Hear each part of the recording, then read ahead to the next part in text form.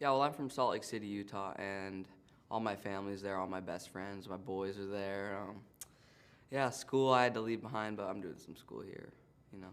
So they're sending me work, and I'm doing it. And so my singing journey kind of started when I was around 2 or 3. I'd climb up on my piano and try to listen with my ear and play Clocks by Coldplay. You know that song? It's like, da-na-na-na. So I learned that when I was around 2 or 3, and then Don't Stop Believin', I'd play on the piano by Journey, and then ever since then I got a guitar when I was 6 or 7, and then started taking lessons. I hated them, but I stayed in them. No singing lessons or anything, but singing kind of just came along with that. Playing instruments when I was little, and music was always around in my house, so kind of just came naturally, I guess.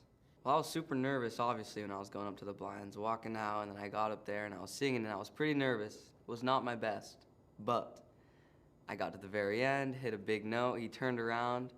The big loud noise didn't happen, which I thought was gonna happen, like the you know, on TV that they do.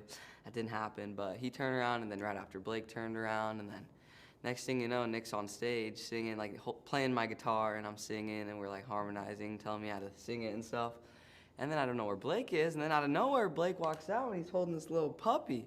He's like, Tate, if you don't pick me, we're gonna send the puppy back to the pound, and you know what they do with dogs at the pound? And I was like, oh my gosh. And the crowd was like, oh. But yeah, I had to go with Nick, because, I don't know, my boys and Jonas Brothers, I just love them, so yeah. Yeah, I've just always been a fan, and I just think he's really cool, and yeah, I kind of had my mind made up before, and you know, some people, I mean, if I had a 4-chair turn, I probably would have picked him, or Kelly, but people say they go up there and like they change their mind. I don't know, I was just going to Nick.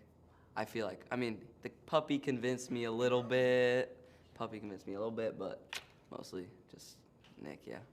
When I worked with Nick on stage, he was basically telling me how to sing the chorus a little better, because, you know, he was a 16-year-old, and he was young in the industry trying to reach the higher notes as a singer and a musician, too, so he was telling me how to do it. He was telling me to open up and stand a little more straight and open up and try to reach those higher notes, and I sang it twice through, and it sounded a lot better because, you know, the nerves were out of me a little bit, and, yeah, I don't know, but he helped me a lot, and then I went home and I worked on it, so I feel like this time is a little better.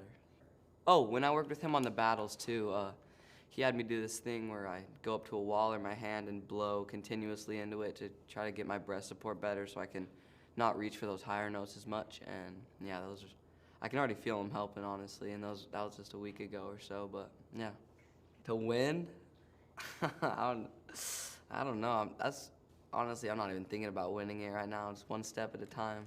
But I don't know, I feel like it'd be a pretty cool, I mean, it's a pretty big deal. I mean, it's The Voice, you know, record deal, and I think it's $100,000, right? I mean, with taxes, you know, like 65,000 or so, but still a pretty big accomplishment, and I don't know, but I'm taking it one step at a time, so I guess we'll see what happens.